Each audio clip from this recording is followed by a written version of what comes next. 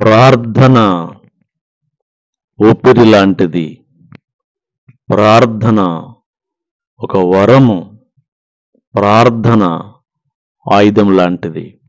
కనుక ప్రార్థన ప్రార్థన ప్రార్థన ప్రార్థన మన జీవితంలో ఎంతో అవసరమైంది. కొలస్సీలకు రాసిన పత్రిక 4వ అధ్యాయము 12లో మనం చూస్తున్నాం.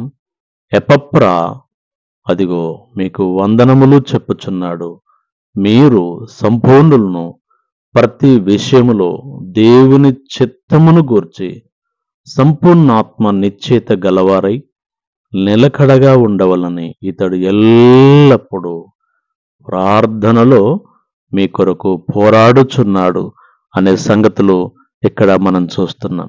ప్రార్థనలో పోరాడుచున్న ఎపఫ్రా సంఘ బిడ్డలందరూ దేవుని చిత్తమును గ్రహించాలని, వారు సంపూర్ణంగా ఉండాలని అతడు ప్రార్థనలో పోరాడుచున్నట్లు మనం చూస్తున్నాం.